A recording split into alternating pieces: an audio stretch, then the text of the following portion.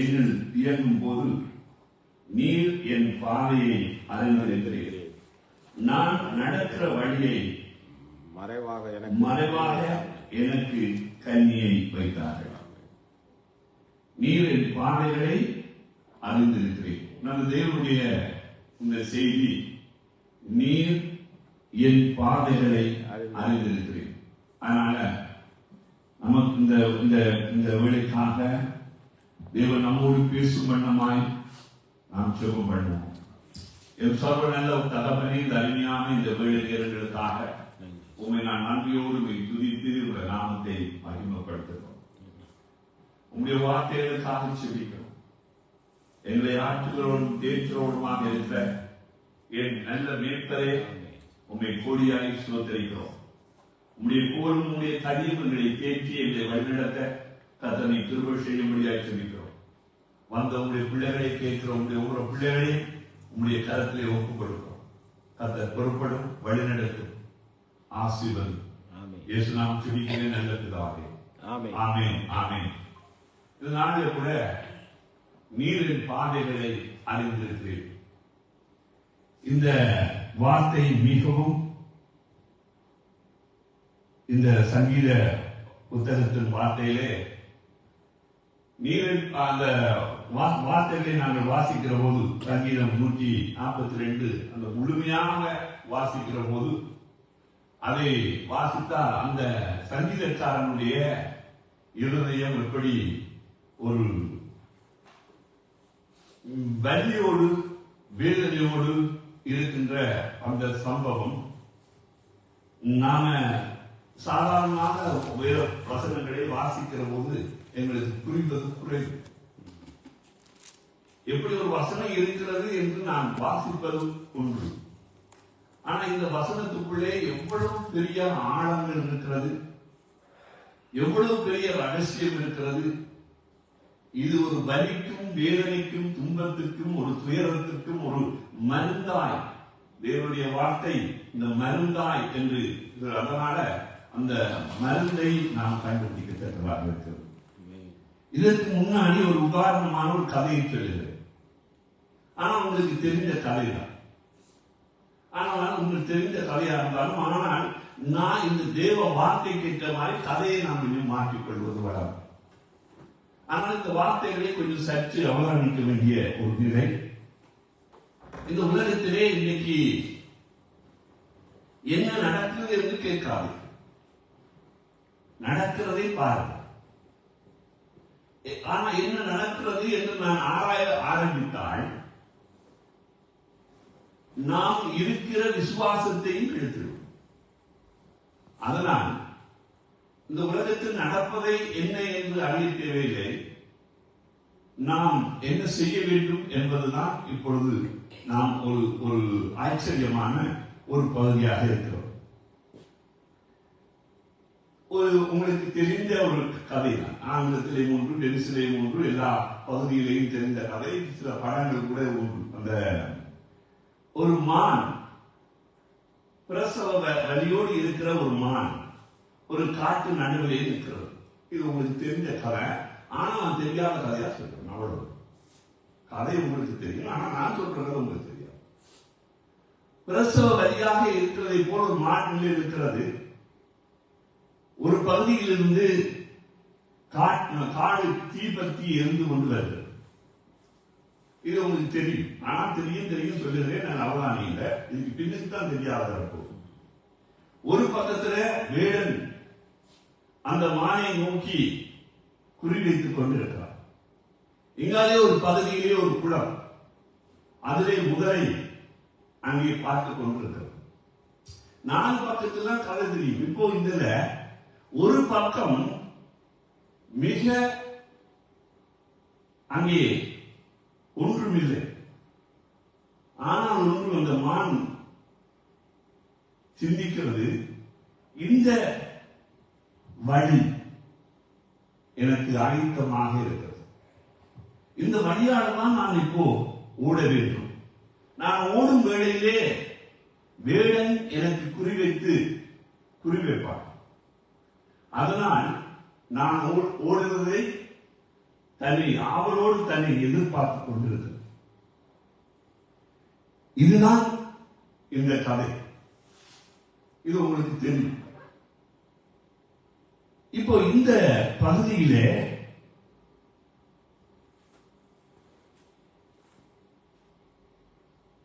மிக நம்பிக்கையோடு இதுதான் ஒரு வழியாக இருக்கிறது, இந்த வழியை முழுமையாக நம்புகிறார். இந்த வழியாக தான் நான் ஓடப் போகிறேன், இந்த வழியாக எனக்கு தேவன், ஒருவேளை தேவன் எனக்கு திறந்த பாதையோ என்ற ஒரு எண்ணத்து கூட இருக்கிறது.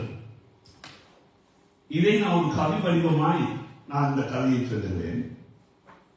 என்று சொன்னால் எனக்கு அதனால் நான் இந்த கதையிலே இந்த வேத வசனம் எனக்கு ரொம்ப சாரமாக எனக்கு பிடித்தது. கருவை சுமந்த உடலில் பிரசவ வலி, கருவை சுமந்த உடலில் பிரசவ வலி ஒரு அலை போல் எழுந்து, அந்த பிரசவ வலி அதே போல எழுந்து ஒரு புறம் வேடன், மறுபுறம் எலியின் காடு, நடுவில் ஒரு குளம். அந்த அதற்குள் முதலை அது முகத்தை பார்த்து நான் உயிரோடு இருப்பேனா என்று. அதாவது எல்லா கண்களையும் இந்த மான் சுத்தி பார்க்கிறது, சுத்தி பார்த்து விட்டு கண் பார்க்கிறது, எல்லா பகுதியில் ஆபத்துகளை பார்க்கிறது, பார்த்து விட்டு தன்னுக்குள் சொல்லுகிறது நான் இன்னும் உயிரோடு இருப்பேனா என்ற அதே போல் வழி வருகிறது. அந்த அதே போல வழி வருகிறது. இங்கேதான் கண்களை அங்கே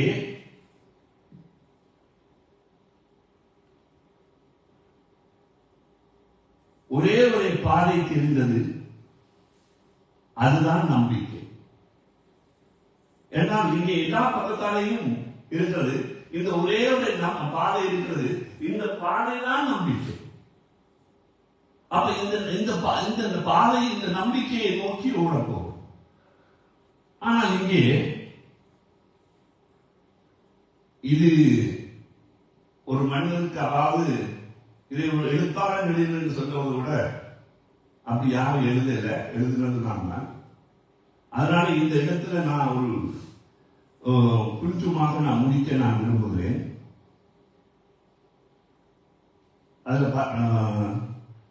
ஆனால் அந்த பாதையில் ஒரு சத்தம்,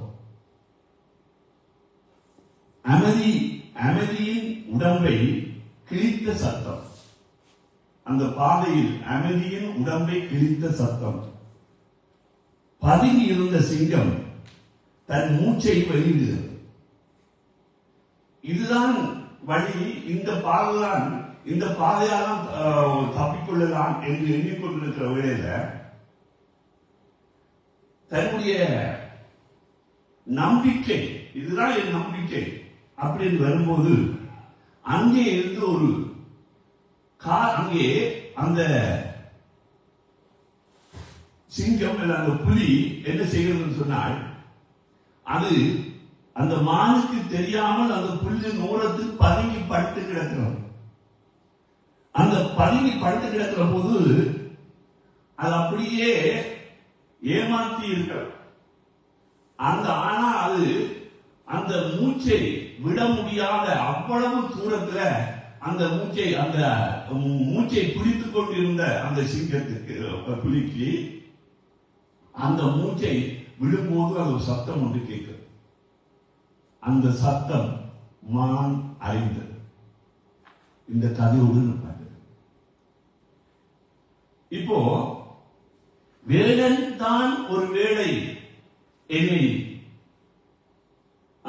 அங்கே குறிவைத்துக் கொண்டிருக்கிறான், முதலை இங்காலே குறிவைத்துக் கொண்டிருக்கிறது, தீ என்னை நெருங்கி வருகிறது, இதுதான் என்னுடைய நம்பிக்கை என்று இருந்தான்.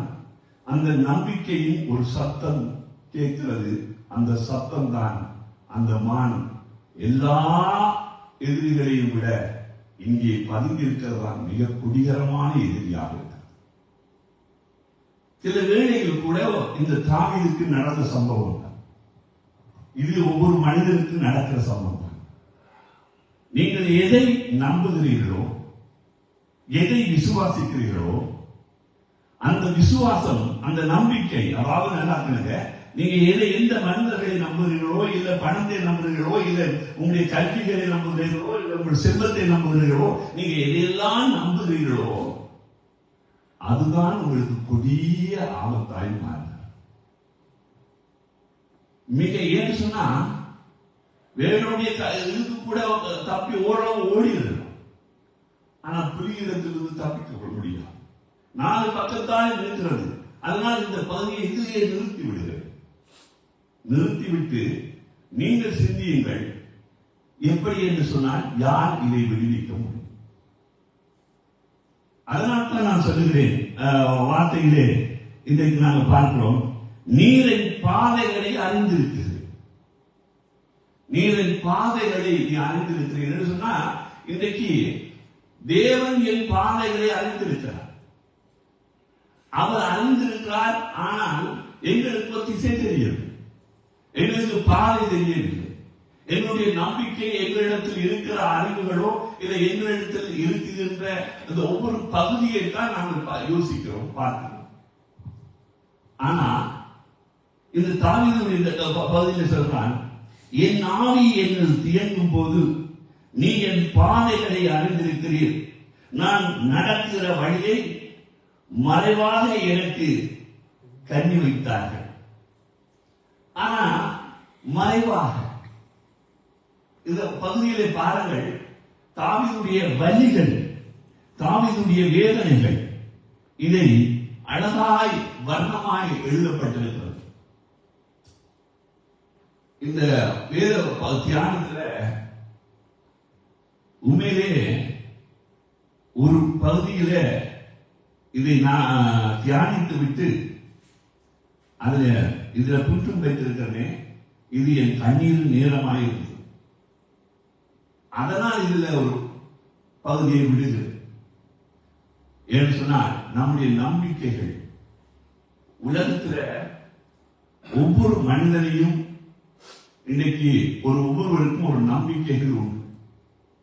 அந்த நம்பிக்கைகள் இன்றைக்கு நம்மை விட்டு நம்ம இடத்தில் நம்ம பகுதியிலே அந்த நம்பிக்கையில் ஒன்றுமே இல்லை என்ற போது ஒரு விஷயம் நீங்கள் எண்ணி பார்க்கும் போது அடுத்த பகுதி எப்படி என்ற ஒரு கேள்விகள் எழுப்புகிறது. எனக்கு எழுப்பியது இதை நான் பார்க்கிற போது மிகவும் ஒரு கொடிகரமான ஒரு வரிகளாக எனக்கு தெரிந்தது. எதை பார்த்து நாம் முறுமுறுக்க முடியும்? நம்மை சுற்றி இருக்கிற எதிரிகளை குறித்து நாம் கவலைப்படுவதா? இல்லை, இதிலிருந்து எழுந்து நான் நடக்க வேண்டிய வழி, இதிலிருந்து நான் எப்படி தப்பித்துக் கொள்ளுகிறது என்று நான் பார்க்க வேண்டியதா? என் நினைவுகள் உன் நினைவுகள் அல்ல, உன் வழிகள் என் வழிகள் அல்ல. அப்படி என்று சொன்னால் இதை நான் எப்படி இதை கையாள வேண்டும் என்று பார்க்கும்போது தாவீதுடைய இந்த வாழ்க்கை பகுதிகளை நாம் பார்க்கக்கூடியதாக இருக்கிறது. இங்கே 1 சாமுவேல்ல 24ஆம் அதிகாரத்தில் 1 to 2 வசனத்தை நாங்கள் வாசிக்கிறோம். யாராவது வாசிங்க. ஏன்னு சொன்னா சவுலுடைய வாழ்க்கையை உங்களுக்கு தெரியும், ஆனா சவுலுடைய மனோநிலைகள் தெரியவில்லை. இப்போ சவுலுடைய உள்ளத்துல எப்படி நடந்து கொண்டு இருக்கிறது என்ற ஒரு பகுதி தான் 1 சாமுவேல் 24ஆம் அதிகாரத்துல 1 to 2 வாசிங்கள். சவுல் பெலிஸ்தரை பின்தொடர்ந்து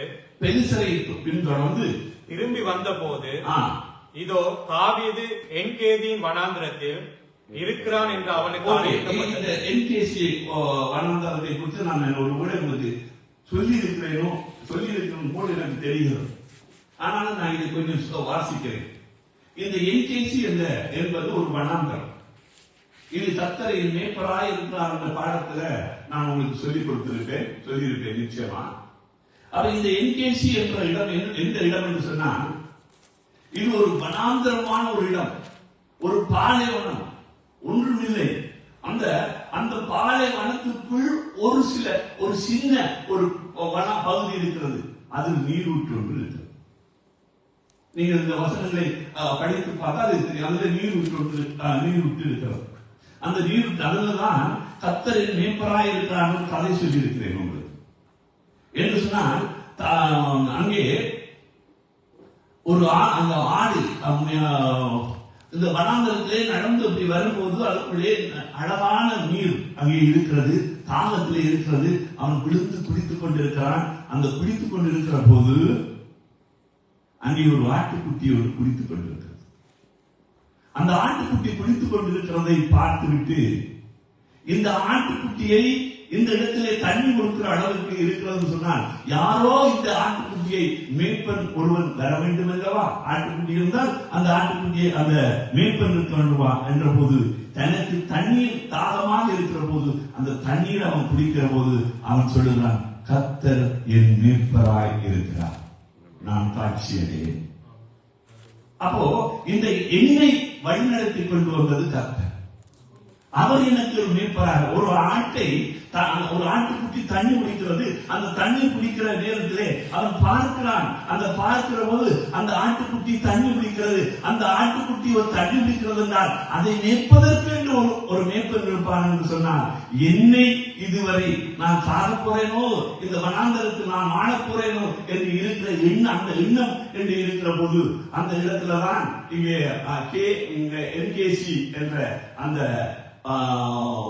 பகுதியிலே வனாந்தரத்தின் பகுதிக்குள்ளே அவன் இருக்கிறான். அந்த இருக்கும்போதுதான் இந்த பாடம் பெறுகிறது, கர்த்தர் என் மேய்ப்பராய் இருக்கிறார், நான் காட்சி அடையேன். நான் மறிக்க போகிறேன் என்றுதான் நான் எண்ணினேன். ஆனா இல்ல, என்னை நடத்தி வருவது கர்த்தர். அப்ப இந்த என்கேசி என்ற இந்த பகுதிக்குள்ளே இவன் என்ன செய்கிறான்னு சொன்னா, இவன் சவுல் இவன் திரட்டிக் கொண்டு வருகிறான். பாருங்க, இந்த வசனத்தை 2 வசனத்தை வாசிப்போ. இப்ப உங்களுக்கு என்கேசி என்பது அவசியம். அதுக்காக என்கேசி நான் பார்த்தேன். வனாந்தரத்தில் இருக்கிறான் என்று அவனுக்கு அறிவிக்கப்பட்டது. அப்ப என்கேசி எங்க இருக்கு? வனாந்தர வழிக்குள்ளே இருக்கிறது அல்லவா? சரி, அடுத்தது வாசிங்க. அப்பொழுது சவுல் இஸ்ரவேல் அனைத்திலும் தெரிந்து கொள்ளப்பட்ட 3000 பேரை கூட்டிக் கொண்டு தாவீதையும் அவன் மனுஷரையும் வரையாடுகள் உள்ள கண்மலைகளின் மேல் தேட போனான். ஆமென். பாருங்க, எத்தனை ஜனம், எவ்வளவு ஜனங்களா ஒருவனை பிடிக்கிறதுக்கு? 3000. அப்படியே சுற்றி வளைத்த ஒரு பகுதி. இந்த மானின் கதையை சொன்னேன். வளைத்து வந்து நிற்கின்ற ஒரு நிலை, எங்கே ஓடுவேன் என்ற ஒரு பகுதி, இதுல நான் என்ன செய்வேன் என்று தெரியாத ஒரு பகுதி. இது இல்ல, அதனால என்ன சொல்றோம்? நீர் என் பாதைகளை அறிந்திருக்கிறது. 3வது வசனத்துல ஆண்டவர் சொல்லுகிறார். 3வது வசனத்தை படிங்க. நேரம் காணாது, ஆனால் படிக்க இருக்கலாம். அப்பதான் உங்களுக்கு இந்த கதையோட சம்பவம் தெரியும். என் ஆவி என்னில் தியங்கும் போது என்ன சொல்லுதான்? இப்போ இந்த மான் எப்படி இருக்கலாம்? என் ஆவி இயங்குது என்றால் நான் என்ன பண்ணுவேன்? அடுத்த வாசிங்க. நீர் என் பாதையை அறிந்திருக்கிறேன். நீர் என் பாதையை அறிந்திருக்கிறேன். நான் நடக்கிற வழியில் மறைவாக எனக்கு கண்ணியை வைத்திருக்கிறார்கள். இதுதான் வந்து பாருங்க. அது சொல்றாங்க, நான் எனக்கு ஒன்றும் தெரியல, நான் வலி வேதனையோடு இருக்கிறேன், எல்லாத்தையும் விட்டு தனிமையாக இந்த பார்ப்பு தனிமையாக நின்று நான் கதறுகிறேன். என்னை சுற்றி தண்ணி வைத்திருக்கிறான் அல்லவா? அப்ப இந்த வரி எவ்வளவு அழகான வரி தெரியுமா? இந்த ராணுவங்கள் வைக்கிற கன்னி வெடியில் சொல்வார்கள். அதே போல அந்த இது மனுஷ வெடி, கன்னி வெடியிலே சிக்கினால் வெடித்து, ஆனால் மனுஷ வெடி அப்படி அல்ல, வச்சு போயிடும். நல்லா இருக்காங்க. கன்னி வெடியில சிக்கினா ஒரே நேரத்துல போயிடலாம். சரி போவிட்டு ஆண்டவன்கிட்ட போயிடுமோ அது வைத்தவனும் போனவனும் முடிந்தது. ஆனா மனுஷ வெடி என்பது அது வாழ்க்கை கூடாக அது அதை விட ஒரு புதிகரமான ஒரு வாழ்க்கை இல்லை. அப்போ இந்த இடத்துல இன்னும் ஒரு 4-5 மட்டும் அருமையா தான் இருக்கு. வாசிச்சன் போகலாம். இந்த காரியத்துல என்கேசியில இருக்கிறான். அதுல பாருங்க, தாவீத சவுல் பெலிஸ்தரை பின்தொடர்ந்து திரும்பி வந்த போது இது தாவீது என்கேசி வனாந்தரத்தில் இருக்கிறான். இங்கே இருக்கிறான் என்கேசி வனாந்தரத்தில் இருக்கிறான். புரியுதா? ஓகே. எழுந்து என்று அவனுக்கு அறிவிக்கப்பட்டது. அப்பொழுது சவுல் இஸ்ரவேல் அனைத்திலும் தெரிந்து கொள்ளப்பட்ட 3000 பேரை கூட்டிக் கொண்டு தாவீதையும் அவன் மனுஷரையும் வரையாடுகள் உள்ள கண்மலைகளின் மேல் தேட போனான். வழியோரத்தில் இருக்கிற ஆட்டு தொழுவங்களிடத்தில் அவன் வந்தபோது அங்கே ஒரு கெபி இருந்தது. அதிலே சவுல் மல ஜலாதிக்கு போனான். தாவீதும் அவன் மனுஷரும் அந்த கெபியின் பக்கங்களில் உட்கார்ந்திருந்தார்கள். அப்பொழுது தாவீதின் மனுஷர் அவனை நோக்கி, இதோ நான் உன் சத்துருவை உன் கையில் ஒப்புக் கொடுப்பேன், உன் பார்வைக்கு நலமானபடி அவனுக்கு செய்வாயாக என்று கர்த்தர் உன்னோடே சொன்ன நாள் இதுதானோ என்றார்கள். தாவீது எழுந்திருந்து போய் சவுலுடைய சால்வையின் தொங்கலை மெல்ல அறுத்து கொண்டான். சரி, இப்ப பாருங்க, இவன் எல்லா பக்கத்தாலும் நெருக்கப்பட்டு வலியோடு வேதனையோடு இருக்கிற இந்த தாவீது, ஆண்டவர் எதிரியை உன் கையில கொடுக்கிறேன் என்று சொல்லுகிறார். நான் என்ன சொன்னா, எதிரியை ஒரு மணித்தியாலத்துக்குள்ளே இல்லாமல் ஆக்கிடலாம். நல்லா அவதானிங்க, நான் சொல்ற கருத்து ரொம்ப அவதானித்து பாருங்க. எதிரியை நாங்கள் ஒரே மணித்தியாலத்துக்குள்ள இது 2 மணித்தியாலத்துக்குள்ளேயோ எதிரியை அழித்து விடலாம். ஆனால் ஆண்டவன் ஒரு மனுஷனை அது நன்மை செய்தவனோ தீமை செய்தவனோ தெரிந்து கொண்டால் அது தேவனுடைய ஒரு சித்தம், தேவனுடைய ஒரு விருப்பம். ஒரு மனிதனை தெரிந்து கொள்கிறார். அது தேவனே பார்த்துக் கொள்ள வேண்டிய வேலையுடைய தாவீது பார்க்கிற வேலை இல்லை. அதனால் அவன் என்ன செய்யறான்? சார்பை மட்டும் என்ன பண்றது? சார்பையும் தொங்கலையும் மெல்ல அறுத்துட்டு சாட்சி, ஆமென், உன்னை நினைத்தால் என்னால் கொல்ல முடியும், ஆனால் நான் அதை செய்ய மாட்டேன் என்றான். என்னோடு தேவன் இருக்கு. ஆமென். இந்த நம்மோடு தேவன் இருக்க வேண்டும் என்று ஒரே காரணம் தான், வேற ஒரு காரணம். அந்த ஒரு காரணத்தினால தாவீது தயங்குகிறான். ஆனாலும் இந்த காரியத்தை கொடுக்க நீங்கள் அந்த பகுதியிலே பார்க்கலாம். ஆனா இந்த பகுதியில் பார்க்கப்போ மனித உதவி இல்லை. அங்கே உயிர் ஆபத்து, குகைகளை ஒழித்துக் கொண்டு என் பாதைகளை என் தேவன் அறிந்திருக்கிறார் என்று அவன் அந்த பகுதியில மிக வருந்தி மிகவும் துன்பப்பட்டு துயரப்பட்டுக் கொண்டிருக்கிறான். வழி தெரியல. தாவீதுடைய பாதையிலே, தாவீதுடைய வாழ்க்கையின் பகுதிகளை நாங்க அங்கே பார்க்கும் போது வழி தெரியவில்லை. இந்த நாட்களிலே நான் சொல்லுகிறேன், நம் வாழ்க்கையிலே எவ்வளவு தூரத்தில் கொடிதரமாக நாங்கள் வாழ்க்கையிலே நாம வழிகளை துன்பங்களை எங்களால் உருவாக்கப்பட்ட துன்பமா இருக்கலாம், இல்ல தானாக வந்து துன்பமாக இருக்கலாம், எந்த வகையாக வந்து துன்பமாக இருக்கலாம். எங்கள் துன்பம், அதாவது துன்பம் வருகிற போது நம்மை சூழ்ந்த மனிதர்கள் நம்மளை என்ன செய்கிறார்கள் என்று பார்ப்பதற்கான எங்களுக்கு ஒரு வாய்ப்பை கற்றுக் கொடுக்கிறார். 4 பக்கத்துல சூழ்ந்த ஒரு நிலை. நான் அந்த மாங்கதையை சொன்னேன். 4 பக்கத்தில் சூழ்ந்து நிற்கிறது. இப்போ நீ என்ன செய்வாய்? இந்த ஒரு நிலையில்தான் வேதம் சொல்லுகிறது, மனிதனை நம்பாது.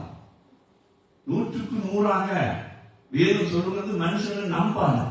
மனுஷனை நம்பவன் சபிக்கப்பட்டவன். எரேமியா 17ஆம் அதிகாரம் 5வது வசனத்தை வாசிக்கிறது. எளிமையா ஏன்னா எதுவும் நான் என்னுக்குள் இருந்து சொல்வதை போல நான் மனுஷனை சமைக்கிற மாதிரி திட்டுற மாதிரி என்ன நினைக்கக்கூடாது. வசனம் சொல்லுது மனுஷன் மேலே நம்பிக்கை வைத்து மாம்சமானதை தன் சுயபலமாய் கொண்டு கர்த்தரை விட்டு விலகிற இருதயம் உள்ள மனுஷன் சபிக்கப்பட்டவன் என்று கர்த்தர் சொல்லுகிறார்.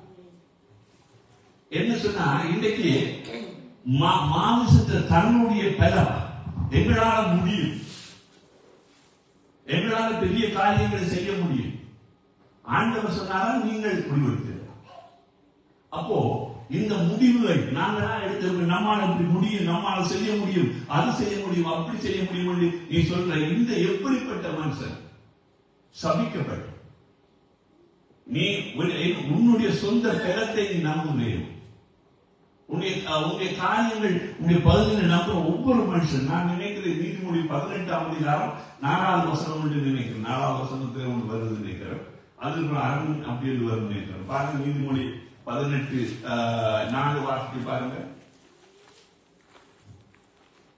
மனுஷனுடைய வாய்மொழிகள் ஆழமான ஜலம் போல் இருக்கும், ஞானத்தின் ஊற்று பாய்கிற ஆற்றை போல் இருக்கும்.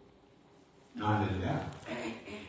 சரி, மனுஷனுடைய வாய்மொழி ஓகே ஓகே, இது ஒரு வகையில் வராது, இது ஓகே. ஆனா நான் என்ன சொல்றேன், சங்கீதம் 118:8 மனுஷனை நம்புவதை விட கர்த்தரை நம்புங்கள்.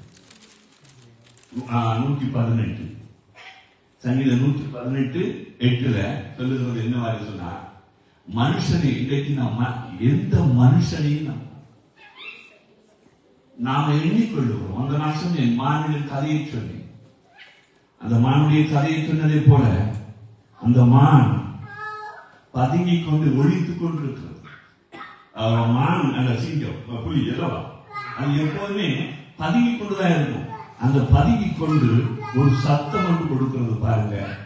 அந்த சத்தம் அந்த அந்த அந்த புலியாலோ சத்தம் போடணும் என்று நினைத்து போடல, அது தாங்க முடியல. ஏன் இந்த அறிவுக்கு மானுக்கு வருது. அதுதான் என்ன அந்த கதை என்ன சொல்லுகிறது சொன்னால், நமக்கு இதுதான் வழி என்று ஒன்றை நம்பி இருக்கிற எங்களுக்கு அதுல எவ்வளவு தீங்கான வழி என்பதை அவர்கள் சொல்லாமல் இருந்தாலும் கூட எங்களுக்கு தேவன் ஏதோ ஒரு வகையில வெளிப்பட்டார். நீங்க நல்ல ஆள்தானே.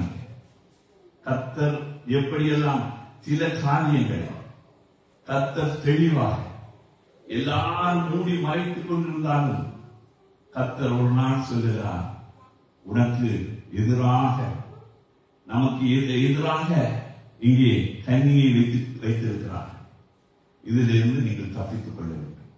மனுஷனை நம்புவதை விட தேவனை நம்புங்கள். இதைத்தான் என்ன சொல்ல முடியும்.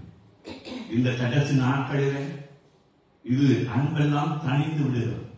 நீங்கள் நினைக்காதீர்கள், அன்பிலே ஒரு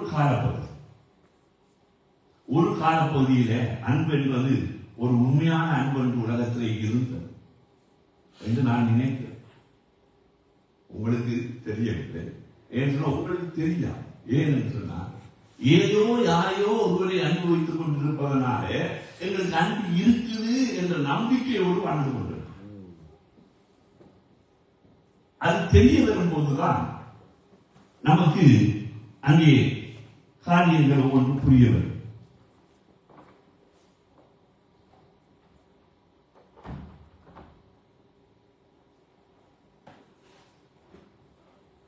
என்ன ஒரு கதையாக சொல்லுது. கதை எதற்கு, ஒரு பறவை ஒரு கூண்டுக்குள்ளே முட்டையிடுகிறது. அந்த முட்டையிட்ட பின்பு அதுக்கு ஆகாரம் எல்லாம் கொண்டு வந்து அங்கே அந்த கூண்டிலே வந்து கொடுக்கும். அதெல்லாம் நீங்க படங்கள் எல்லாம் பார்த்துருப்பீங்க. ஆகாரம் வந்து கொடுக்குறது, கூண்டுக்குள்ள போறது எல்லாமே கொடுப்பீங்க. கடைசியில என்ன செய்யணும்னு சொன்னா, அந்த தாய் பறவை அந்த கூண்டை விட்டு தள்ளி விடும். அப்ப அந்த குஞ்சு பறவை இவ்வளவுகான ஆகாரம் எல்லாம் வந்து இவ்வளவுகான எல்லாமே செய்து விட்டு அன்பில்லாத அம்மா என்னை கூண்டிலிருந்து தள்ளி விடுகிறான் என்று சொல்லு. அது விழுந்து கஷ்டப்படும். ஏன்னு சொன்னால், நீ சொந்தமாய் பறந்து ஆகாரத்தை தேடிக்கொள் என்ற ஒரு அந்த தாய் பறவைக்கு தெரியும், ஒரு காலம் இருக்கு, பறந்தால் இந்த பறவையால் பறக்க முடியும் என்று தெரியும். ஆனால் அந்த தாயோடு இணைந்திருக்கிற அந்த குஞ்சு பறவைக்கு தெரியாது. அது நினைக்கும், இல்லை இல்லை எனக்கு அம்மா இருக்கிறான்னு சொல்லிக் கொள்ளும். அது ஒரு நாள் தள்ளிவிடும் போது ஒருவேளை அந்த பறவை எப்படியாவது சிந்திப்பதற்கு வாய்ப்பு உண்டு. என்ன அம்மாக்கு என்னதான் நடந்தது, திடீரென்று இப்படி செய்கிறாரே அப்படின்னு ஒரு நோக்கம் வரும். ஆனால் அது அப்படி இல்லை. அது நீ திட்டகட்டி நீ பறக்க வேண்டும், ஆகாரத்தை தேட வேண்டும் என்பதற்காக அது அந்த காரியத்தை செய்கிறது. இதில் கூட ஒரு வசனங்கள் உண்டு. உபாகமம் 32:11 வாசிங்க. உபாகமம் 32:11. கழுகு தன் கூட்டை கலைத்து தன் குஞ்சுகளின் மேல் அசைவாடி தன் செட்டைகளை விரித்து அவைகளை எடுத்து அவைகளை தன் செட்டைகளின் மேல் சுமந்து கொண்டு போகிறது போல. அதனால அந்த பறவை அந்த கூண்டுல கலைச்சு அது தூக்கி ஏறிட்டு போயிட்டு அப்படியே விட்டு என்ன அது தான் பறந்து திரிந்து ஆகாரத்தை எடுப்பதை போலதான் நம் தேவன் நம்மை கைவிட்டு விட்டார் என்ற எண்ணம் நமக்குள்ளே வரும். தேவன் எங்கே என்ற ஒரு கேள்வியை நாங்கள் கேட்போம். தேவன் இருந்திருந்தால் எப்படி செய்வாரா என்று நமக்கு வரும். நாங்கள் ஏன் சொன்னால், நாங்கள் அன்புள்ளவர்களாக இருப்போம். வாழ்க்கையில அன்புள்ளவராக இருந்தால் அவர்களுக்கு அதிக துன்பம் வரும் என்பது மறந்துடும். கர்த்தராகிய இயேசு கிறிஸ்து அன்பு என்று சொன்னாலே, அன்பு என்ற ஒரு பொருளுக்கே அங்கே அன்பு என்றாலே இயேசு. இந்த உலகத்திலே அன்பென்ற அந்த அன்பென்ற ஒரு பொருள் அந்த இயேசுடத்தில் ஒன்றுதான் உண்டு. அதனால்தான் அவர் இந்த உலக இந்த மக்களுக்காக, எனக்காக, உனக்காக இந்த இயேசு இந்த ரத்தம் அந்த உன்னுடைய பாவத்தை நீப்பதற்காக அவர் ரத்தம் செஞ்சினார். நாங்க என்ன செய்கிறோம்? எங்க பாவம் நீங்களும் என்பதற்காக நாங்கள் என்னென்னலாம் செய்திருக்கிறோம்? ஒன்றுமில்லை. அவருக்கு கர்த்தராகிய இயேசு கிறிஸ்து கேட்கிறார், நீ என்னிடத்தில் வா. ஆமீன். வேறு ஒன்றுமே கேட்கல. பணம் கேட்கல, பொருள் கேட்கல. அது செய்தால் இது போகும், இது போனா கோழியை பலிவிட்டால், ஆட்டை பலிவிட்டால், ஏதாவது செய்தால் ஒன்றும் இல்லை. ஆவியோடு உண்மையோடு சொல்லுங்கள். ஆமீன். என்றால் தேவன் என்னோடு இருக்கிறார், தேவன் என்னை வழிநடத்துகிறார் என்ற அந்த முழு அந்த இருதயத்தோடு நாம தொழுது கொள்ளுகிற போது நமக்கு நான் சொல்லுகிறேன், இந்த மனுஷர்கள் அன்பில்லை என்று சொல்லுகிறேன். என்று சொன்னால் நமக்கு 4 ஃப்ரெண்ட்ஸ் இருக்கு வர உட்பட மாட்டோம். ஃப்ரெண்ட்ஸ் இருக்கு வர உட்பட மாட்டோம். அதனால அது இல்லை. ஏன்னு சொன்னால் நாங்கள் சிந்திப்பதற்கு நேரம் கிடைக்காது. அப்படித்தான் எங்களுக்கு ஒரு பிரச்சனை வரும்போது நான் நண்பர்களுக்கு சொல்லுகிறேன். சொன்னோடனே அவர்கள் ஏதோ ஒரு ஆறுதலை சொல்லுகிறார். அந்த ஆறுதலை சொன்ன வந்தால் மெய்யான ஆறுதலை நான் விட்டு விடு. அந்த மெய்யான ஆறுதலை விட்ட பின்பு, இந்த ஆறுதல் எல்லாம் போன பின்பு நான் ஒரு நாள் இருந்து அழுகிறோம், யார் என்னோடு கூட இருக்கிறார். பல வருடங்களுக்கு முன்னாடி, நான் நினைக்கிறேன் 23 இல்லை 24 வருடங்களுக்கு முன்னாடி, இல்லை 25 வருடம் கூட சொல்லல, 25 வருடங்களுக்கு முன்னாடி நான் ஒரு பாட்டு எழுதினேன். யார்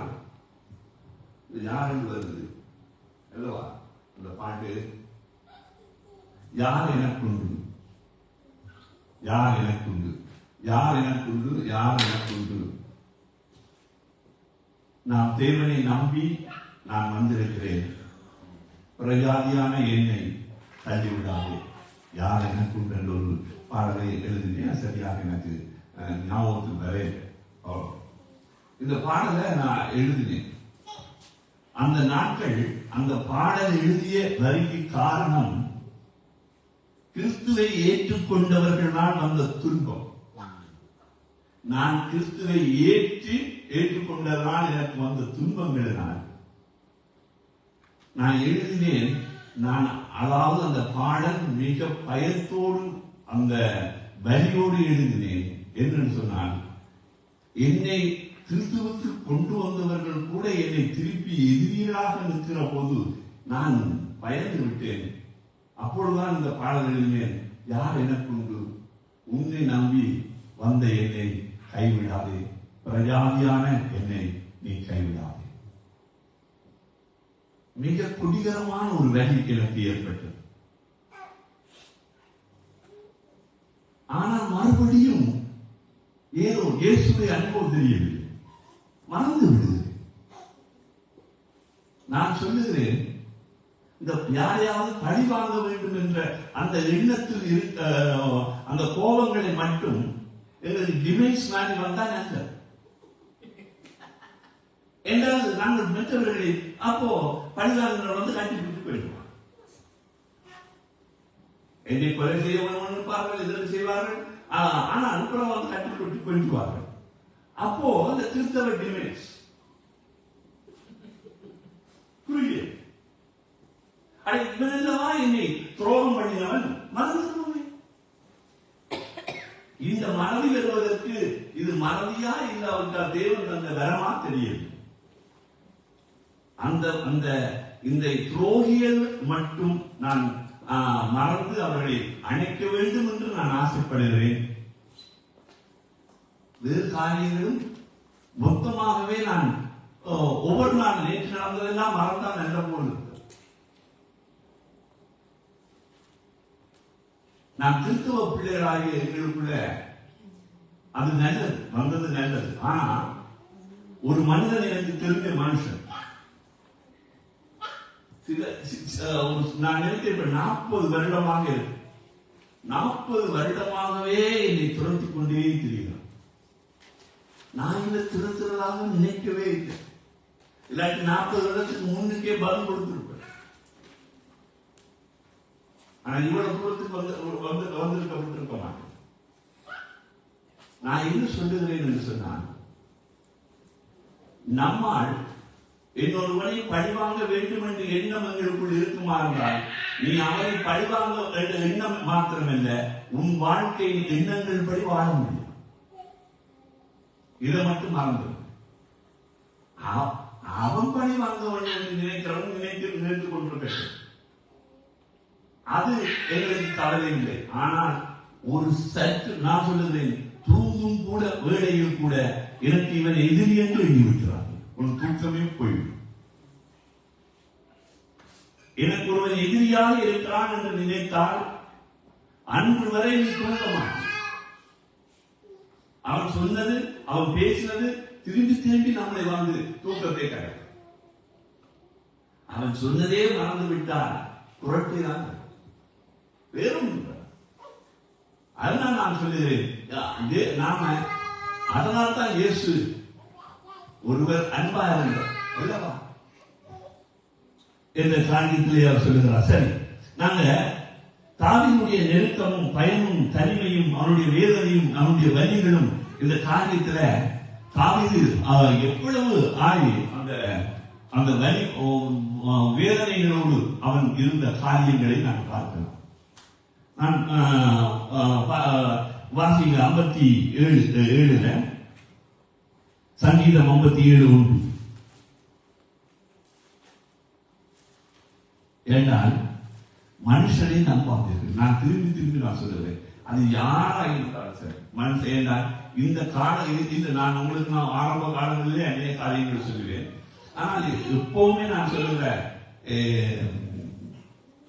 என்னுடைய நண்பர்களுடைய நாட்கள் வந்திருந்தால் சொல்வாடே, நீ எப்போதுமே நம்பாதுன்னு சொல்றேன், எனக்கு கஷ்டமா இருக்குது, உன்னோட எல்லாம் கடந்து போகுது, ஏன்னா நீ என்ன நம்பாம தானே இருக்கிற அப்படின்னா அவன் கொஞ்சம் ஆரம்பிடுவான். நான் சொன்னேன், இல்லை, அது உண்மை. ஏன்னா எந்த மனுஷனும் எங்களுக்கு உதவி செய்ய மாட்டார். செல்வம் அநேக சிநேகிதரை சேர்க்கும். செல்வம் இருந்தா நம்ம சுத்தி 4 பேர் நடந்து வருவார். எனக்கு எத்தனை பேர் வந்தார், செல்வத்துக்கு தாளத்துக்கு, சுபத்துக்கு தாளத்துக்கு, தாளத்துக்கு எல்லாரும் வந்தார். ஏன் ஒரு நாள் நான் தண்ணி அடிச்சுட்டு அப்படியே பஸ்ல சாய்ந்து, அப்ப எனக்கு முக்கியமான என்னுடைய மனைவியாருடைய காமியன் அவர் போகிறார், அதான் நடந்து போகிறார். அப்ப அவர் கையை காட்டுகிறார், நான் வெளியில வச்சுட்டு இவர் பக்கத்தில் இருந்த நண்பர்களுக்கு இந்த கையை எடுத்து இப்படி காட்டினார். நான் காட்டினமா உறவு சொன்னான், வெளி முடிப்போம்னா சொன்னான், ஏய் இது தப்பினேடா ஏன்னு சொன்னா அந்த குமாரோட அம்மாவோட தமிழ் என்ன அம்மாவை கூட்டி கொண்டு வரையில அதுக்குள்ளேயே குடிச்சு போட்டு படுத்துக்கிறாங்க சொல்லி பொம்பளையே தரான் விட்டுருவாங்க. அப்ப அதனால என்ன தூக்கி கையை காட்டி விட்டான். அப்ப கை காத்துட்டு ஆக்கள் புரியுதா நான் சொல்றேன். இப்ப அவன் எல்லாரும் ஆயுதங்களை கொண்டு திரிகிறாங்க எனக்கு. எவ்வளவு அதான் நான் சொல்லுறேன், மனுஷனை நம்பாது. மனுஷன் ஏமாத்திரம். செல்வம் வந்த உடனே அநேக வருவார்கள். செல்வம் அநேக சினைந்து கேட்கும், தரித்திரனோ தன் சினைந்தனால் நெகிழப்படுவான். நமக்கு காசு இல்லை என்று சொன்னா அவ்வளவுதான். சரி, நாம வாசிங்க 57:1. எனக்கு அப்போ தாவீது ஒன்றும் இல்லை, மனிதனிடத்தில் போய் கெஞ்சாத, மனிதன் ஒன்றும் இல்லை. இப்போ நல்ல அவதானிங்க 57:1 சொல்றா, எனக்கு இறங்கும் தேவனே, எனக்கு இறங்கும், உம்மை என் ஆத்மா அண்டிக் கொள்ளுகிறது, விக்கிரங்கள் கடந்து போக மட்டும் உமது சட்டைகளின் நிலையிலே வந்து அடைவேன். என்னுடைய பிரச்சனை எல்லாம், இந்த பிரச்சனை எல்லாம் சூழ்ந்து போகும் வரை உன் செட்டைக்குள்ளே நான் இருப்பேன், உன்னை விட்டு நான் ஆரம்பி போக மாட்டேன். அல்லேலூயா. நாம ஒரு காரியத்தை மட்டும் புரிந்து கொள்றோம், நம்பிக்கை, மனிதன் மீது வைத்த நம்பிக்கை. இப்போ நமக்கு நாம யாரை பிடிக்க வேணும்?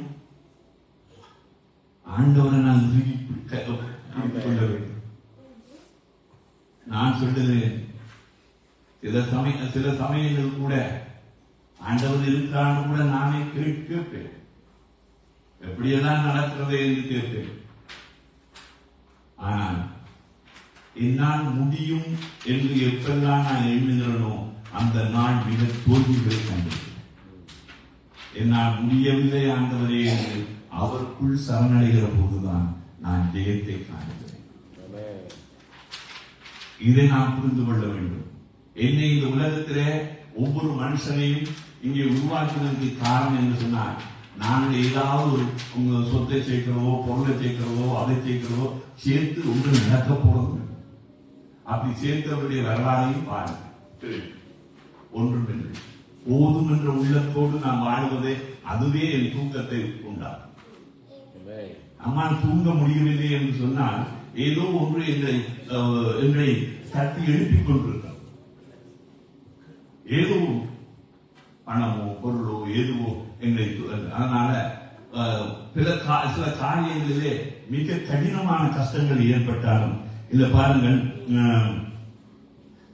சங்கீதம் 63:1 என்றால் சங்கீதத்தின் பகுதியை எடுத்து என்றால் சங்கீதத்துடைய பகுதியில் அருமையான இன்பமான வார்த்தை என்று நான் நினைக்கிறேன்.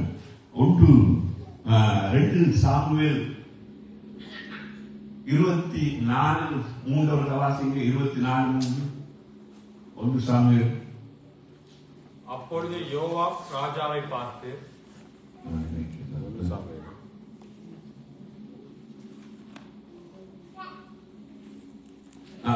வாசிப்போம். 2 சாமுவேல் 24:3.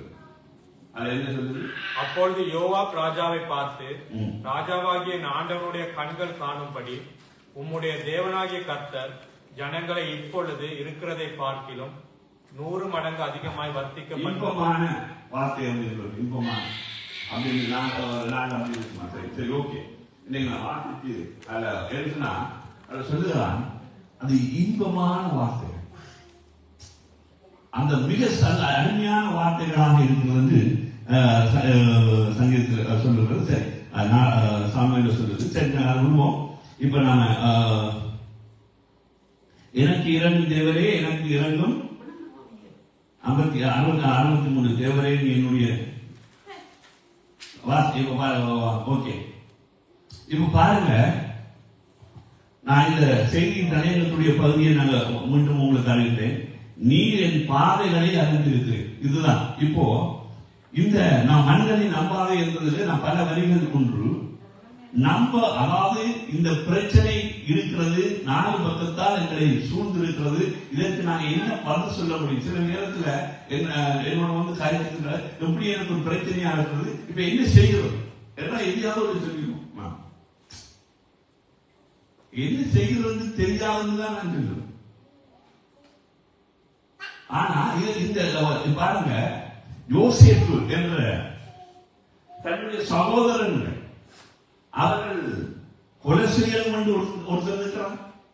ஒருத்தர் அவர்கள் அமைச்சர் ஒருத்தருக்கு மனமாறி சரி இவனை வித்து விடுவோம் என்று சொல்லுகிறான். அப்படி வித்து அவனை தொங்க விட்டு கொண்டு போகிறான் அடிமையாக. யோசேப்புக்கு போகும் வரைக்கும் ஒன்றுமே தெரியும், அல்லையா? ஆனால் அவன் என்னத்தை கொண்டு போறான் தெரியுமோ? அவன் அன்பை அள்ளிக்கொண்டே போறான், அல்லையா?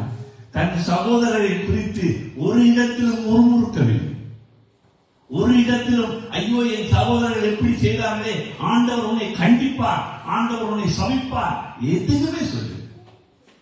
அதுக்கு பதிலா அவன் ஒன்றுமே சொல்லல.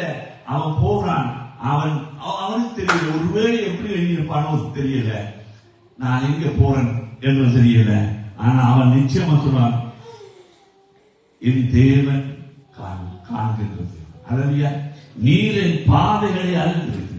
அதனால அவன் தேவன் மீது நம்பி போகிறான்.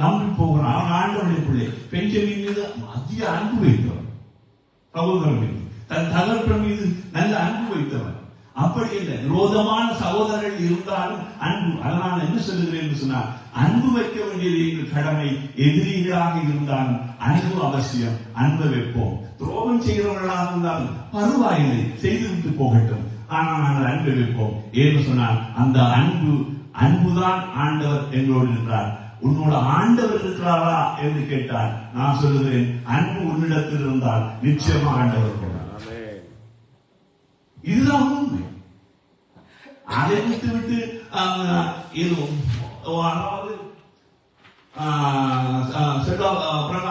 பிரகாசோட மட்டும் அன்பு, நோயோடு எனக்கு அன்பு, எனக்கு அவரோட மட்டும் அன்பு, எனக்கு அங்கனோட அன்பு, இவரோட அன்பு என்று சொன்னார். அது என்ன? அவர்களோட அன்பு இல்லையா, இவர்களோட அன்பா? இது சுயநலத்தை தேடுகிறார். நீ எல்லாரையும் நேசிக்க வேண்டும். அததான் இந்த உலகத்துல இயேசு கிறிஸ்து செய்தார், எல்லாரையும் நேசித்தார். அன்பு இருந்தால் நீ நாம் சில காரியங்களை செய்ய மாட்டோம். அன்பு இருக்கிறதா? இப்ப இந்த அன்பு இல்லாத ஒரு அன்பு இல்லை என்று சொன்னால் தெய்வம் ஒரு இடத்தில் இல்லை. இதை அதனால் நாங்கள் அது செய்கிறோம், இதை செய்கிறோம், நாங்கள் அந்த கூட்டம் நடத்துகிறோம், இந்த கூட்டம் என்ன கூட்டம் நடத்துகிறோம்? அதனால நாம் இந்த வசனம் தேவனுடைய வார்த்தை யோசேப்பை கொண்டு போகிறார்கள் அங்கே. ஆனா அவன் ஒரு இடத்திலையும் யோசேப்பு தன் சகோதரை குறித்து முறுமுறுத்ததில்லை, குறை சொல்லதில்லை. அது அவ்வளவு அன்பை செலுத்தின அந்த யோசேப்பு. நாம் கற்றுக்கொள்ள வேண்டும். பலிகள் யார் நாங்கள் எவ்வளவு அன்பு செலுத்துறோமோ பலி அதிகமாக இருக்கும். நான் உண்மையிலேயே இந்த காரியத்தை குறித்து சில காரியங்களை குறித்து பலி வேதனோடு கதறின போது நான் எனக்கு சொன்னேன், இதே போலதானே இயேசுவும் உன்னை பார்த்து கதறிக்கொண்டிருப்பார். ஏன்னு சொன்னால் தேவன் எங்கள் மீது அன்பை வைத்து விடுகிறோம். எப்படி நான் அன்புல நாம மாறுகிற போது ஐயோ இவர்கள் மீது இவ்வளவு அன்பு இருந்தது, இவ்வளவு நம்பி இருந்தோமே, இவ்வளவெல்லாம் செய்திருந்தோமே, இவ்வளவெல்லாம் இருந்தது, எப்படி செய்து விட்டார்களே என்று நான் வலியோடு கதறுகிறோம். அதே போலதான் நாம் தேவனுக்கு விரோதமாக செய்கிற போது ஆண்டவரும் எனக்காக அழுந்திருப்பார். இதுதான் தேவனுடைய. இதை நான் ஒருபோதும் மறந்து விடாது. தயவு செய்து சொல்லுகிறேன், அன்புதான் முக்கியம். அன்புதான் தேவன். அன்பே சிவன் என்பார். சிவன் என்று சொன்னால் என்ன? அன்பே சிவன். சிவன் என்றால் சிவந்த மனிதன். எதனால் சிவந்தார்? அன்பினால் சிவந்தார். அன்பினால் சிவந்த மனிதன் அன்பே சிவன். அப்ப யாருங்க அன்பினால சிவந்தா? யாருக்கு உடம்பெல்லாம் ரத்தம் பெறக்கூடிய சிவந்த மனிதன் யாரு? அதனால் நாம் ஒரு காரியத்தை இந்த கடைசி நாட்களிலே நாம பார்க்க வேண்டிய ஒரு விஷயம், யோசேப்புடைய வாழ்க்கையில கூட யோசேப்பு எவ்வளவோ பிரச்சனைகள் நடந்தாலும் எல்லாவற்றிலும் அவரது அன்பு. இந்த இஸ்ரவேல் ஜனத்தார்கள்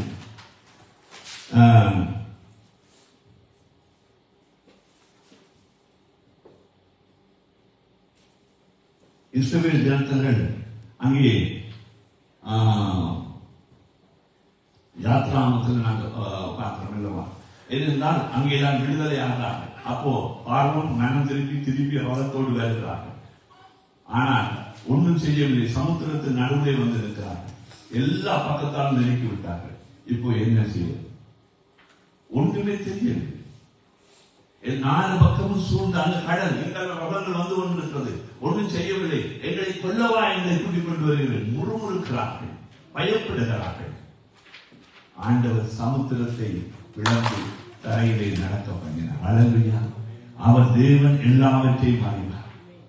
அறியாமல் நாமல் தேவனை பின்பற்றுகிற எங்கள் ஒவ்வொருவரும் இன்னைக்கு அறியாமல்தான் என்ன நடக்கிறது ஒருவரை ஒருவர் இன்றைக்கு முறுமுறுத்துக் கொண்டு இருப்பதற்கு காரணம் என்று சொன்னால், இன்றைக்கு தேவன் என்ன செய்கிறார் என்று எங்களுக்கு தெரியாது. ஆனால் அங்கே மோசே என்ன அவன் தேவனிடத்தில் ஜெபிக்கிறான். கர்த்தர் பதில் கொடுக்கிறார். தேவன் எங்களை காண்கின்றது, எங்களை அறிகின்றது. நான் சொல்லுறேன், நான் சமீபத்து காலத்துக்கு கூட ஒரு மனிதனிடத்துக்கு சொன்னேன், நீ ஒரு வேளை நீ விசுவாசித்து கர்த்தரா இயேசு கிறிஸ்துவை நீ சொல்லு, நான் இந்த இயேசுக்காக நான் எதையாவது செய்வேன், இந்த இயேசுவை முழுமையாக நான் நம்புகிறேன் என்று நீ சொன்னீங்கன்னு சொன்னால் உன்னுடைய வாழ்க்கையில் புதிய வாழ்வு உனக்கு ஏற்படலாம். ஆனால் என்ன செய்வது?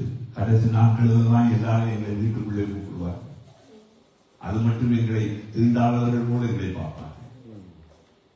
எல்லாம் முடிகிறது என்று சொன்ன முன்புதான் வாங்க என்று எங்களை கூப்பிடுவார்கள். அது எங்களுக்கு எதுவோ தெரியவில்லை. சொல்லுவேன், இந்த நாட்களை நீங்கள் பிரயோசனப்படுத்திக் கொள்ளுங்கள். தேவனுடைய அன்பு என்று சொன்னால் தாவீதுடைய வாழ்க்கையில கூட யோபு 23:10 வாசிங்க. யோபு 23:10.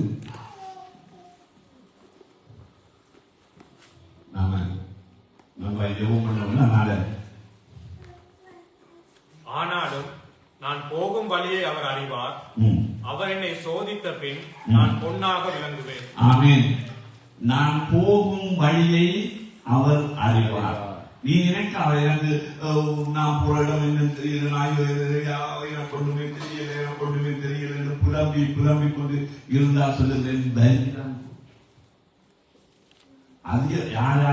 அதிக புலம்பும் முதலாவது தலைமுடி போட்டு இதான் ஆரம்பம்.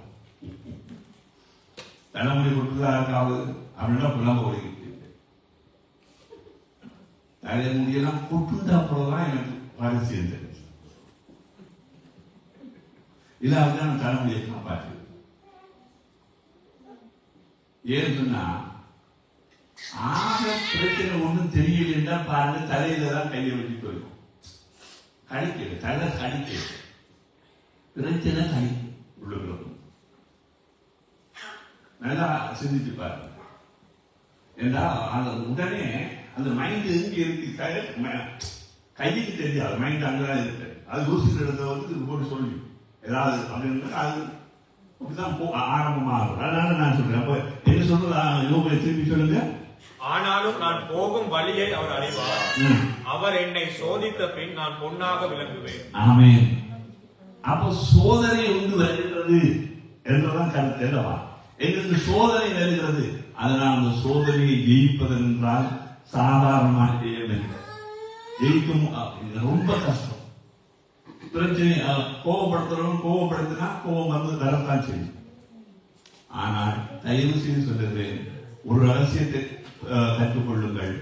நமக்கு கண்ணிகளை வைக்கிறவர்கள், நமக்கு எதிராக செய்கிறவர்கள், அவர்களுக்கு அது தொழில். இதைத்தான் நான் எனக்கு தெரிஞ்ச பாணியில சொல்றேன். அது அவருடைய தொழில். அப்படித்தான் செய்ய வேண்டும் என்று செய்து கொண்டிருக்கிறவர்கள் அது அவருடைய தொழிலை செய்கிறார். அது மாறா. அது எங்கே போனாலும் எந்த இடத்துல இருந்தாலும், அது ஒரு சபையா இருந்தாலும் சரி, ஒரு பங்கியா இருந்தாலும் சரி, எதுவா இருந்தாலும் சரி, இந்த காரியம் தயவு செய்து சொல்லுகிறேன், நம்மளை மறுபடி நம்மளை காத்துக் கொண்டே இருக்கிறோம். வலிக்கிறது, வேதனைகள், அடிகள் வென்றோம், எவ்வளவோ காரியங்கள் செய்கிறோம். ஒன்று சொல்லுகிறேன், அநியாயம் செய்கிறவர்கள், நல்லா அநியாயம் நாம் செய்வதனாக இருந்தால் இந்த அந்த அது உங்களுக்கு, நான் உங்களுக்கு அநியாயம் செய்யறேன். ஆனா உங்களுடைய வேதனையை பார்த்து அநியாயம் செய்யறவங்களுக்கு தான் வேதனை. எங்களுக்கும் வேதனை தான். அநியாயம் செய்கிறவனுக்கும் யாரும் செய்யறதோ அவங்க நான் அரசுக்கு நான் ஏதாவது அநியாயம் செய்தேன் அவர் தனி தான், அவருக்கு வேதனை தான், இல்லை. ஆனா அதை விட வேதனை எனக்கு. அதை மறந்துடாது. அதனால தேவனுடைய இந்த நாட்கள்ல கூட நாம தேவனுடைய வார்த்தைகள இருக்குது. அதனால நமக்கு நீதிமொழிகள கூட ஒரு வசனத்தை நாம் வாசிப்போம் அல்லவா? நீதிமொழி 3ஆம் அதிகாரம் 5-6 வாசித்து முடிப்போம். வாசிங்க. உன் சுய புத்தியின் மேல் சாயாமல், என்னவா? உன்னுடைய சுய புத்தியின் மேல் சாயாமல், உன்னுடைய சொந்த சிந்தை, உனக்கு அறிவு, என்னுடைய அறிவு, என்னுடைய அதுல ஒரு நாள் சாயா. அடுத்தது, உன் முழு இருதயத்தோடும் கர்த்தரில் நம்பிக்கையாயிருந்து, கர்த்தரே நம்பிக்கையாய் உன் வழிகள் எல்லாம் அவரை நினைத்துக்கொள், அப்பொழுது அவர் உன் பாதைகளை செவ்வைப்படுத்துவார். ஆமென். அதனால சொல்லுகிறேன், உங்களுடைய பாதைகளை தேவன் செவ்வைப்படுத்துவார். நீங்க வழி இரவு பகல். அதனால்தான் இந்த பகுதியில் ரொம்ப நமக்கு ஐயோ நான் என்ன செய்ய, தேவன் அறிகிறார். நீரின் பாதையை அறிந்து தாவீது சொல்லுகிறான், அவன் தேவனை நம்பியிருக்கனால நான் என்ன செய்ய போறோம், எனக்கு என்ன நடக்க போறோம் எனக்கு ஒன்றும் தெரியாது, ஆனா நீ அறிந்திருக்க. சிலர் பாருங்க சாதாரண புத்தகத்தோடு தெரிவாங்க. ஏன்னு சொன்னா ஆனாலும் பார்த்து சொல்லுங்க, இந்த வருஷம் எனக்கு ஏதாவது அதெல்லாம் தெரிஞ்சா பார்க்கிறவனுங்கிறாவே காக்கணும். சாத்திரம் பார்க்கணவன் 5 ரூபாய்க்கு பார்க்கலாம். எனக்கு சொல்றான், உனக்கு இந்த வருஷம் லட்சம் தரும் என்று. தயவு செய்து நீ ஒன்று நடக்கும். நீ எதை நம்புறியோ நடக்கும். எதை நம்புற? இந்த வருஷம் ஃபுல்லா எனக்கு ஏதோ கூடாத காரணம் 7 வருஷம் குறைஞ்சிருக்கு, 7 வருஷம் நாசமா இருக்கிறது. அப்ப 7 வருஷம் நீ சும்மா நாசமா போய்க்கணும். ஊற்று சங்கியம் இருந்த தேவனை நம்பினால் இந்த 7 சங்கியம் நீ முழு இருதயத்தோடு முழு ஆத்மாவோடு கர்த்தரையே நீ தொழுது கொண்டால் உனக்கு சாஸ்திர புத்தகம் தேவையில்லை, வேத புத்தகமே போகும். ஏன் சொன்னால் இன்றைக்கு கர்த்தர் எனக்காய் யாவையும் செய்து முடிப்பார். அந்த கலண்டர்ல வாக்குத்தத்தம் கொடுத்துருக்கு. அந்த வாக்குத்தத்தங்களை நீங்க பாருங்க. பார்த்துட்டீங்கன்னு சொன்னா நிச்சயமாக வசனத்தை வாசிச்சுட்டு அதையே கிரகிச்சுட்டு போங்க. உங்களுக்கு சமாதானம் இல்லைன்னா என்னிட்ட கொடுத்து நிச்சயமா சொல்லுங்க. அதனால நாம் இந்த நாட்கள் அல்ல, நாம தேவனுடைய நம் முழு இதயத்தோடு நாம கர்த்தரை நாம தொழுது கொள்வோம். கர்த்தர் நம்மோடு கூட இருந்து வழி நடத்துவார். பெரிய காரியங்களை கர்த்தர் செய்ய வல்லவராக இருக்கிறார். ஹalleluya. இப்ப 142 3 கடைசியா இதை வாசித்து அப்படியே நாம் இறுதி ஜெபத்துக்குள்ள கடன் செல்வோம். ஹalleluya. ஹalleluya. Thank you இயேசுவே. துதிக்கிறேன். Thank you இயேசுவே. என் ஆவி என்னில் தியங்கும் போது நீர் என் பாதைகளை அறிந்திருக்கிறீர். நான் நடக்கிற வழிகளை மறைவாக எனக்கு கண்ணியை வைத்தவர்கள். ஆனா கண்ணி வைத்திருக்கிறது என்பது ஆண்டவருக்கு தான் தெரியும், எனக்கு எங்களுக்கு அநியாயம் செய்கிறார்கள் என்பது ஆண்டவருக்கு தான் தெரிந்தவர், எனக்கு தெரியாது சொல்லுவார். அவர்களுக்கு சொன்னவரா அவரை பிடிக்கலாம் கேட்போம். எங்களுக்கு ஒருத்தரும் கூப்பிட தெரியல, ஆண்டவர் இருந்தா போதும். ஆமென். நீ எவ்வளவு சொல்லு, எவ்வளவாக பேசு, எவ்வளவாக செய், நான் சொல்லுகிறேன் தேவன் இருந்தால் மறதியா. எனக்கு மனுஷன் தேவையில்லை, எனக்கு தேவன் தான் தேவை. நான் பாருங்க, உயிரோடு இருக்கிற வரைக்கும் அப்படி இப்படி நூறாகப்பட்டா அதுல ஒரு டிமாண்ட் குறைவு, அதுக்கு ஒரு மறைஞ்சிட்டோம்னு சொன்னா அந்த அந்த நான் மட்டும்தான் என்ன கடைசியில இந்த பேர்ல இடியப்பம் கூப்பிட்டு இங்க இங்க இங்க இருக்கிறத தெரியாது. இங்க மருத்துவ சொன்னா பக்கத்துல ஆட்டெல்லாம் இடியப்பம் கூட்டலாம் இருக்கு. கடைசியாவது அவன் நல்லவனோ கெட்டவனோ எங்க குடும்பம் முடியப்போம் அப்படின்னா இதுதான் கடைசி. அதுக்கு பிறகு எப்படி ஒரு மனுஷன் இருந்தது ஒரு தெரியாது.